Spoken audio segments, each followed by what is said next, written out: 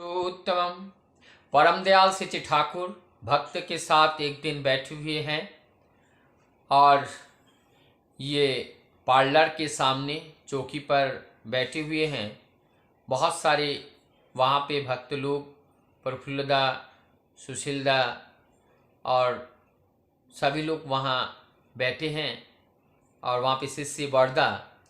इसी बीच में ठाकुर जी कह रहे हैं कि इस जगत में सबसे जो बड़े धनी व्यक्ति एवं अमीर व्यक्ति राम की तरह अमीर कोई है इस दुनिया में। फिर ठाकुर जी कह रहे हैं भगवान श्री कृष्ण जो एक ग्वाला है, क्या उनके समान कोई अमीर व्यक्ति इस दुनिया में और दूसरा कोई है?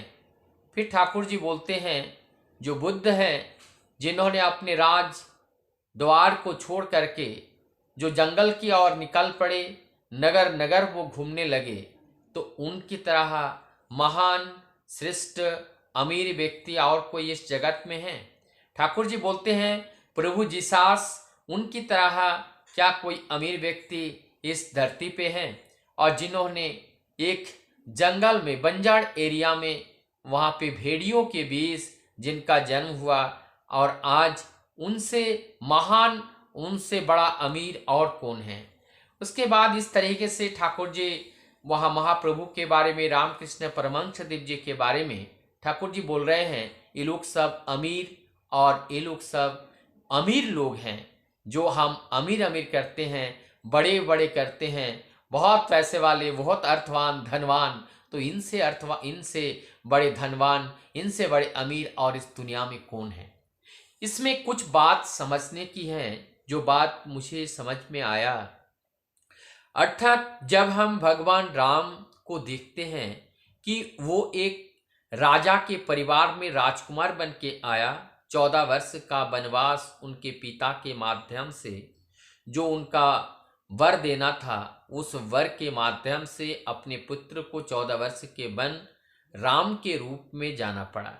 साथ में सीता और लक्ष्मण वहाँ पे गए, उनके पास कुछ नहीं था, ना अर्थ बल था, ना जन बल था, कोई नहीं था, लेकिन उन्होंने अपने पितृ आदेश को पालन करते हुए मर्यादा पुरुषोत्तम के रूप में उन्होंने जगत में ख्याति प्राप्त किए और प्रभु राम जन जन के हृदय में बस गए और प्रत्येक व्यक्ति का जीवन राम के आदर्श की ओर चलने के लिए प्रेरित किए।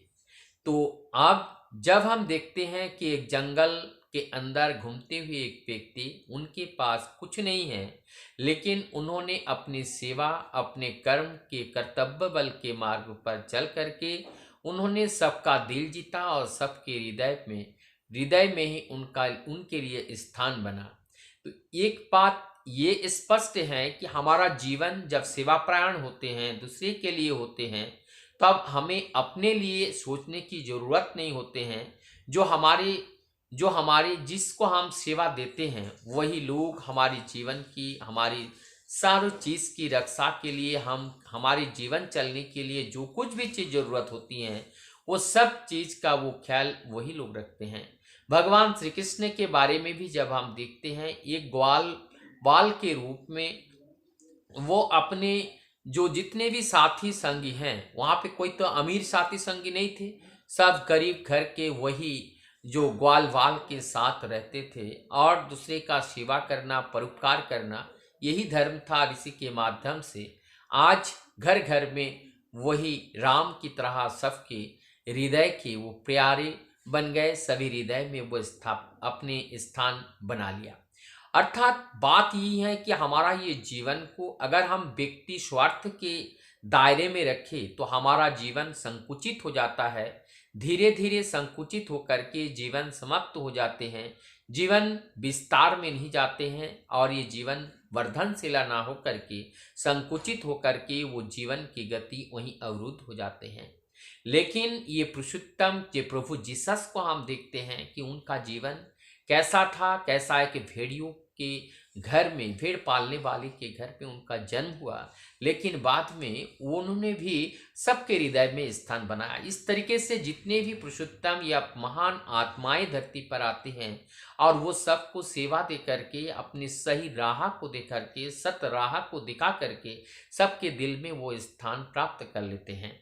तो एक चीज यहाँ पे और देखने को मिला है कि इन लोगों ने कोई ऐसे संपत्ति के अधिकारी नहीं थे, अपनी पैतृक संपत्ति नहीं थी, लेकिन खाली हाथ में उन्होंने लोगों को सेवा किया। आज अगर देखा जाए कि दुनिया में इन सब जो पुरुषोत्तम हैं, उनके मंदिर, उनके मठ, उनके जितने भी स्थान बने हुए हैं, सब अपने उन्हीं के नाम पे, अधिकांश ये सारी दुनिया में उन्हीं लोगों के नाम से बना हुआ है। जो लोग अपने जीवन में अपने लिए कुछ नहीं किया, सब कुछ दूसरों के लिए किया, आज उनके लिए दुनिया वाले सब कुछ कर रहे हैं। तो यही हम लोगों का परम सीख है कि जो पुरुषोत्तम जब जब जिस रूप में भी आते हैं, वो हमें यही शिक्षा देते हैं कि सेवा परम धर्म है और सेवा के माध्यम से ही इस जीवन के उद्धार के जो रास्ता है, इस जीवन का मुक्ति का जो रास्ता है, इस जीवन की जो महानतम प्राप्त करने की जो रास्ता है, वही एकमात्र सेवा के माध्यम से होकर ही गुजरता है। इसके अलावा कोई रास्ता हमारे जीवन में नहीं है। तो ये हमारी जीवन का एक ही उद्देश्य होना चाहिए, जो परम पुरुष, परम सत्ताधीश या जो हमारे जीवन आदर्श या हमारे जीवन के जो केंद्र हैं, हमारे जीवन के जो मूल हैं, हमारे अस्तित्व के जो मूलाधार हैं, उन्हीं को ही जीवन में सार बनाकर जब हम चलते हैं तो हमारा जीवन सुंदर होते हैं। हमें अपने लिए सोचने की जरूरत नहीं है। हम सब परमपिता के सृष्टि के लिए जब सोचेंगे तो वो जगत के जो मालिक हैं, वो मालिक ही अपने संतान के लिए सोचेंगे कि उनके लिए क्या जरूरत है। इसलिए हमें अपने लिए सोचने की जरूरत नहीं है, सदैव दूसरे के लिए सोचने की जरूरत है। दूसरे की दुख को कैसे दूर कर पाए, दूसरे की चिंता को कैसे दूर कर पाए, दूसरे के जीवन में कैसे खुशियां ला पाए, ये प्रचेष्टा जब इस तरीके का जो आग्रह हमारे अंदर जब रहेगा, तब हमारी जीवन में सुख, शांति और समृद्धि सब आएगी। परम दयाल सच्चे ठाकुर अपने श्रीहस्त लिखित ग्रंथ सत्संग में कहते हैं कि अपना अगर मंगल चाहते हो तो दूसरे मंगल करना शुरू कर दो, क्योंकि दूसरे का मंगल करना ही अपने मंगल की प्रस्तुति है। अगर अपना मंगल चाहते हो तो दूसरे का मंगल हमें करना ही पड़ेगा। वही बात, वही सीख हमें सभी से मिलते हैं। वंदे पुरुषोत्तम।